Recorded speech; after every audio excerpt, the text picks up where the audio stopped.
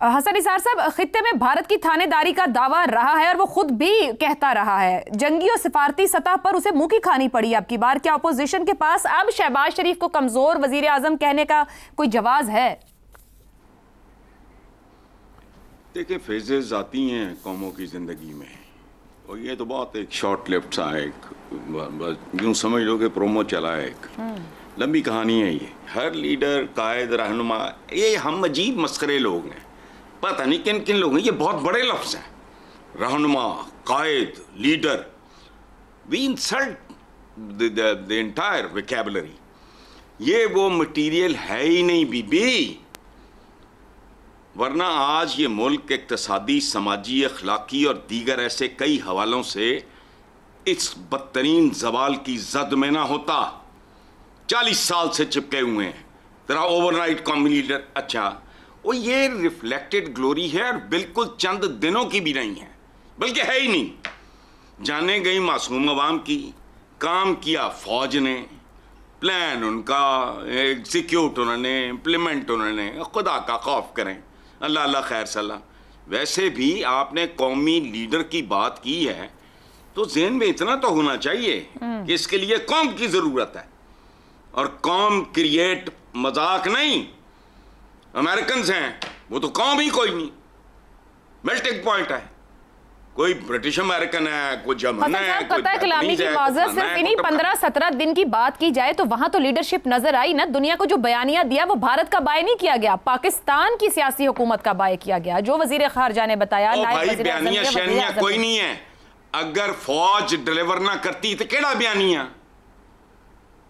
You had an edge. Hasan साहब, जंगें बाज़ का सिफारती मैदान में हार दी जाती हैं, पर सिफारती मैदान की जीत जंगों को भी जीत की तरफ ले जाती है। गलत कह रही हैं आप, बिल्कुल गलत कह रही हैं आप। जंग की हार मैंने नहीं देखी तारीख में कहीं सफारती महाज। There has to be a reason. सफारतकार क्या करता है वहां? सर, फिर तो भारत का बयानिया जीत जाना। हसन साहब, फिर तो भारत का बयानिया जीत जाना चाहिए था ना, जो 25 साल से बनाया हुआ था। सुन तो ले पहले। आप अगर उसको स्ट्रेंथन करते हैं, उसको मुसल्ला करते हैं आर्गुमेंट के साथ, सच्चाई के साथ, हकीकत के साथ, ग्राउंड रियलिटीज के साथ, वरना कादी सफारतकारी। सिचुएशन ऐसी है, दे मिजरेबली फेल्ड, मॉरली भी, वो जंग के एतबार से भी, असले के सारा फेक था वो उनका सारा कारोबार। आप सॉलिड थे। आपके तो सफारतकारियों से बहुत पहले दुनिया ने कहना शुरू कर दिया था कि वो बेहूदगी कर रहा है हिंदुस्तान या भारत, जो भी है वो गलत है। सफारतकार को आपने हथियार दिया, मजबूत आर्ग्यूमेंट दिया, और दुनिया वॉज फुल्ली प्रिपेयर्ड। वो उन्होंने रिसीव किया, उस बात को कबूल किया जो वो खुद पहले कह चुके हैं, तो ठीक है, दुरुस्त है। शहजाद साहब, 25 अप्रैल से लेकर 9 मई तक दुनिया को पैगाम रसानी तो की गई, पाकिस्तान ने अपना बयानिया सामने रखा। हमने कुछ अर्सा पहले के हालात भी देखे कि बहुत से मुल्कों के नाम आते रहे, मैं वन बाय वन नहीं जाती, जहाँ पे सिफारती मामलात और ताल्लुकात ख़राब हुए हैं गुज़श्ता दौर में, और वो खुद मुल्क हमें कन्वे करते रहे ये तमाम बातें। हमने जंग तो लड़ी और जंग जीती, मगर सिफारती महाज पर भी भारत को बहुत बड़ी शिकस्त दी गई कि दुनिया में बयानिया ही भारत का मौजूद नहीं था। क्या रियासत को बचाने के दावे करने वाले शहबाज शरीफ साहब के पास अब सियासत जिंदा करने का जवाब आ गया है कोई आपके ख्याल में, या फिर यहां से आगे वो रियासत के कंधे पर सवार होकर अपनी सियासत करेंगे? आयशा, आपका जो इब्तिदाइया था ना, ये आपके चंद रिमार्क्स थे, बड़े ही टेलिंग। उसके अंदर जवाब था जो हसन साहब ने कहा। आपने एक लफ्ज यूज किया, सियासी तोहफा। मेरे ख्याल में इससे बेहतर एक्सप्लेनेशन नहीं हो सकती कि इस आज के हालात की और शहबाज शरीफ साहब के कॉन्टेक्स्ट में। सियासी तोहफा। दूसरा, आपने कहा क्या वो वक्ती फायदे को देर पा मफाद में चेंज कर पाएंगे या नहीं, ये आपके अल्फाज हैं। बिल्कुल बिल्कुल। और यही इम्तिहान है किसी लीडर का, एक इंतजामी लीडर से कौमी लीडर बनने के अंदर। तो अभी तो दिन ही 2 हुए हैं, बल्कि 4 कह लीजिए। इन 2-4 दिनों के अंदर इतना लंबा सफर कैसे तय किया जा सकता है कि कोई शख्स एक इंतजामी लीडर से कौमी लीडर के लेवल पे पहुंच जाए? कामयाबी कितनी देर पा है? कामयाबी तो है, कहां से आई उसको भी बात कर लेते हैं, लेकिन देर पा कितनी है, कब तक रहेगी, रह भी सकती है या नहीं रह सकती? ये वो इम्तिहान है जो फैसला करेंगे कि आया हमारी जो लीडरशिप है, वो सिर्फ शहबाज शरीफ साहब का इम्तिहान नहीं है, सबका ही इम्तिहान है कि क्या हम वो छोटे से अरसे की जो कामयाबी है उसी को हम हमेशा की कामयाबी जानेंगे, या अभी और इम्तिहान आएंगे।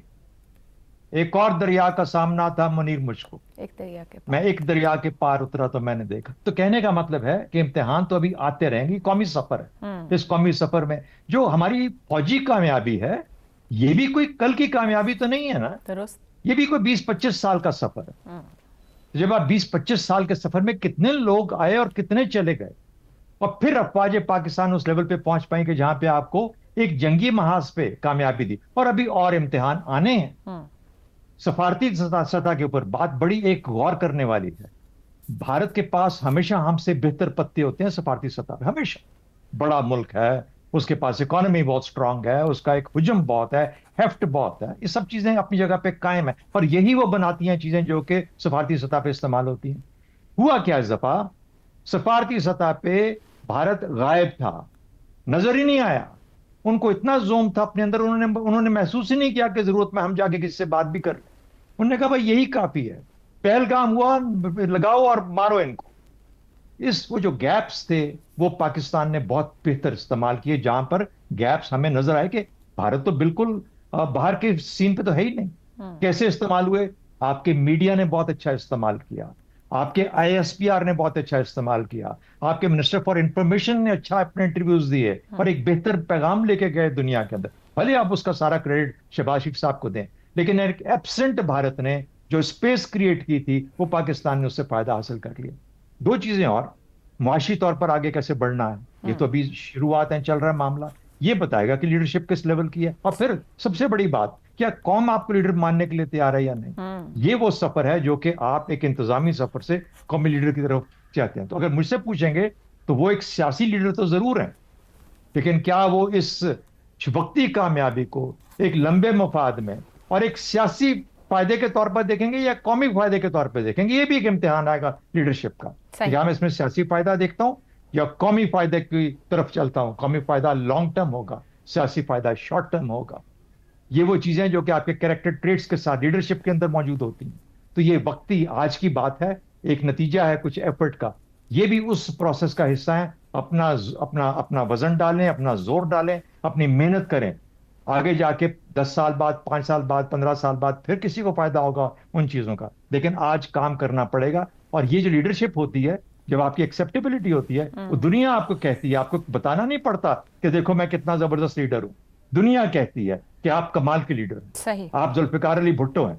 चलिए भाई, जुल्फिकार अली भुट्टो ने गलतियां की, लेकिन कहने को तो लोग कहते थे ना उस जमाने में कि लीडर है जी है हमारा मोहम्मद अली जिन्ना, तो उसको उनको छोड़ देते हैं, एक अलग कैटेगरी है। ये कहने का मतलब है कि लीडरशिप करने के लिए बहुत कुछ होना पड़ता है इंसान के अंदर, और सिर्फ छोटी छोटी चीजों के ऊपर आप अपनी बहुत बड़ी इमारत या खिला में इमारतें नहीं बना सकते। दुरुस्त हो गया। रजा रूमी साहब, शहबाज शरीफ साहब लंबा अरसा ये कहते रहे कि हमने अपनी सियासत कुर्बान की है। अब जिस तरीके से उन्होंने ये 22 अप्रैल से 10 मई तक वो उनकी टीम, उनकी हुकूमत का जो कंडक्ट रहा, आप उनको किस जगह पर देखते हैं? क्या सियासत भारत के खिलाफ बर्तरी के बाद बहाल होती नजर आती है? आप आज भी उन्हें एक अच्छा मुंतजिम समझते हैं, एक सियासी लीडर की हद तक है, या कौमी लीडर की तरफ उनके सफर का आगाज है? कहाँ देखेंगे उनको? आयशा, उनका सफर का बिल्कुल आगाज हो चुका है, इसमें तो कोई शक नहीं है। देखिए, जंगें जो होती हैं उनके यही जैसे कहना चाहिए आफ्टर इफेक्ट्स होते हैं। अगर तो आप जीत जाएं तो यकीनन आपका जो प्रोफाइल है और जो आपकी कौमी एक स्टेचर होता है उसमें इजाफा हो जाता है। अगर आप हार जाते हैं तो फिर वो सब कुछ ठुस हो जाता है। ये जो हालिया दिनों में जो भारत के साथ जंग हुई, कशीदगी हुई, जो भी उसका नाम लें, उसमें जाहिरी बात है कि दो ही इम्पोर्टेंट फिगर्स थे, जनरल आसिम मुनीर और वज़ीर आज़म शहबाज शरीफ, और फिर किसी हद तक बाद में जो एयर मार्शल थे फ़ज़ाइया के सरबरा, वो उनका भी रोल फिर सामने उभर कर आया। लेकिन ये बात दुरुस्त है कि इस पूरे क्राइसिस में ये बहुत एक सीरियस बहरान था पाकिस्तान के लिए। बिल्कुल आप एक न्यूक्लियर जिसे कहना चाहिए थ्रेशोल्ड के ऊपर ये वाकयात और हालात जा रहे थे, और उसमें किस हद तक जवाब देना, किस हद तक मतानत दिखाना, रिस्ट्रेंट दिखाना और अपनी बात को मनवाना, सिफारतकारी का आप जिक्र कर रही हैं, उस लिहाज से अगर आप देखें तो दोनों का ही रोल बहुत अहम और बहुत अच्छा रहा है।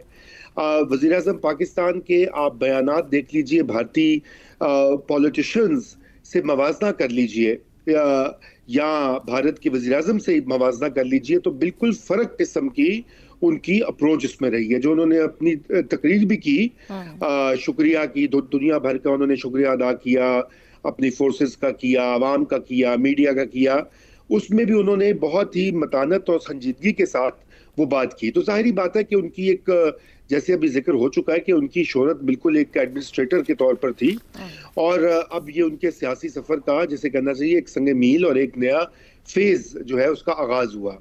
लेकिन हमें ये नहीं भूलना चाहिए कि यहाँ पर चूंकि एक हाइब्रिड निज़ाम है पाकिस्तान में, इसलिए आप सिर्फ वजीर आज़म की बात नहीं कर सकते, और यही वजह कि मौजूदा अब जो फील्ड मार्शल हैं उनका भी जिक्र लाजमी हो जाता है, क्योंकि ये मिलजुल के ही ये काम चल रहा है। और मैं समझता हूँ कि अगर ये एक पेज पर ना हो तो फिर यकीनन ये मुश्किल होती। तो हम तो पहले वन पेज का जरा वो रज़ा साहब, वो तो हम कई दिनों से बात इस पर कर रहे हैं, वो तो क्रेडिट जहां पे ड्यू है वो उनके पास है। जो जंग हमने जीती, जो कशीदगी में हम ऊपर आए, वो तो ड्यू क्रेडिट वहां पर मुस्तकिल मौजूद है। हम आज बात कर रहे थे पॉलिटिकल फ्रंट के ऊपर कुछ अचीव हुआ गवर्नमेंट को या नहीं हुआ, क्योंकि माजी में ये रहा है कि इन तमाम मामलात में गवर्नमेंट्स माइनस हो जाती हैं, इम्प्लीमेंटेशन, डिसीजन मेकिंग कुछ भी उनके हाथ में नहीं होता है। सफारती तौर पर हम वैसे ही बैकफुट पे रहे हमेशा। दुरुस्त। देखिए, गवर्नमेंट को बिल्कुल उसका फायदा हुआ है पब्लिक परसेप्शन में। अगर आप देख लें, गैलप पाकिस्तान का एक सर्वे भी है, अभी चंद ही रोज पहले वो जारी हुआ है, उसमें भी उन्होंने मवाजना किया है कि इस वक्त जो है हुकूमत की, सियासी पार्टीज की, फौज की, जनरल आसिम मुनीर की क्या स्टैंडिंग है।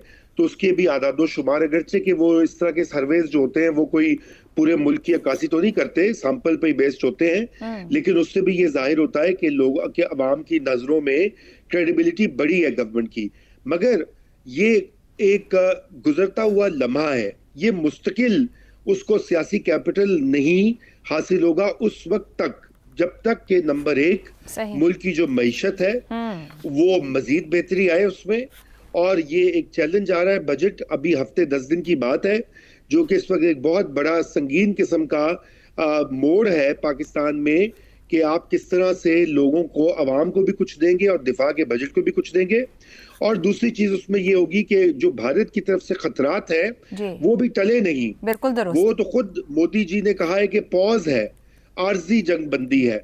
ये कल को कोई भी वहां पे कोई वाकया होता है, कुछ और होता है, तो दोबारा से जो है वो पाकिस्तान इस खतरे की जद में आ सकता है। और उस वक्त फिर क्या सियासी और फौजी लीडरशिप क्या करेगी आयशा, उस वक्त फिर ये इम्तिहान होगा। इसलिए फिलहाल तो एक बूस्ट मिला है, लेकिन ये कितना पायदार है ये आने वाला वक्त ही बताएगा। ये बूस्ट कितना पायदार है आने वाला वक्त बताएगा। और इसमें कोई शक नहीं कि अभी जो हमने जंग या कशीदगी भारत से जीती है वो हमारे field marshal general Asim Munir की वजह से मुमकिन हुई। फौजें ही ये जंगें जीत के देती हैं और हुकूमत ने इस बात को तस्लीम किया है। मगर पॉलिटिकल फ्रंट पर जो हुकूमत इतने दबाव में है मुस्तकिल, जो वजीर आजम इतने दबाव में है, क्या इस पूरी सूरत हाल ने उनको रिलीफ दिया या नहीं, पैनल कह रहा है या आने वाले दिनों में देखेंगे। मगर बजट आने को है और अवाम चाहती है वजीर आजम शहबाज शरीफ से रिलीफ, उनको मिला या नहीं, मगर अवाम को दे पाएंगे या नहीं, इस पे बात ब्रेक के बाद।